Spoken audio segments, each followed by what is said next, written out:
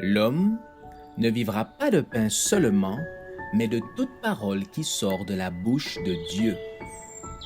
Voici votre moment de méditation quotidienne.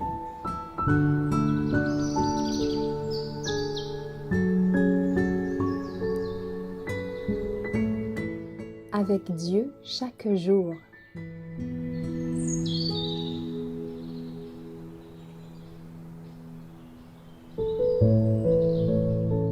Un témoignage puissant le 26 février. Les apôtres rendaient avec beaucoup de force témoignage de la résurrection du Seigneur Jésus. Et une grande grâce reposait sur eux tous. Acte 4, verset 33. Quels furent les résultats de l'effusion de l'Esprit? Des milliers de personnes furent converties en un jour.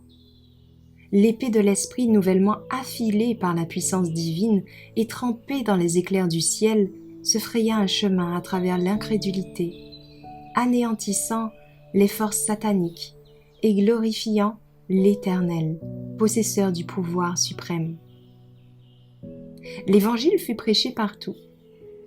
Ceux qui le proclamaient n'avaient pas de plainte sérieuse à formuler.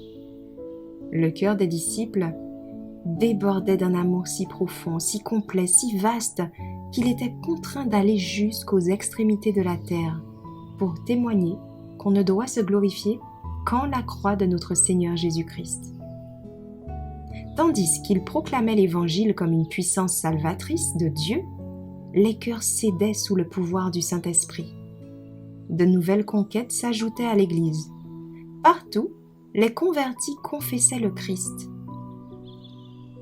Ceux qui s'étaient montrés les plus farouches adversaires de la vérité devenaient alors ses champions. Les disciples étaient accablés par la charge des âmes à sauver. Il fallait prêcher l'Évangile jusqu'aux extrémités de la terre.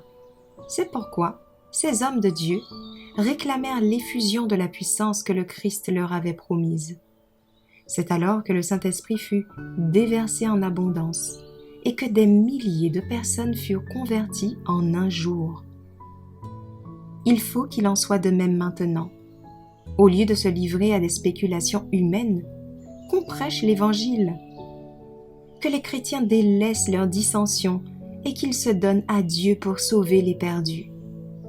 Qu'ils demandent avec foi la bénédiction divine et elle leur sera accordée. Un zèle ardent pour Dieu poussa les disciples à rendre témoignage de la vérité avec puissance.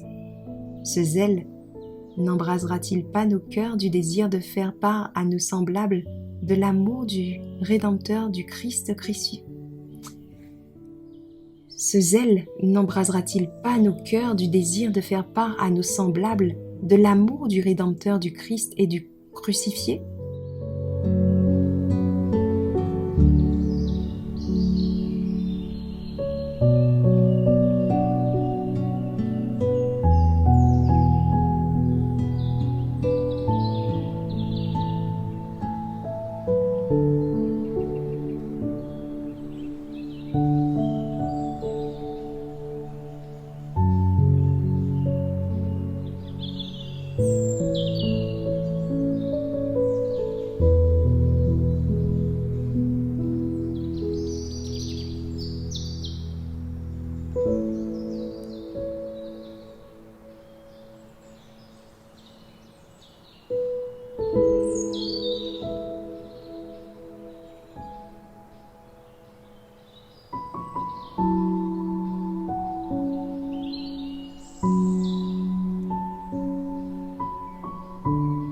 Merci d'avoir écouté cette présentation.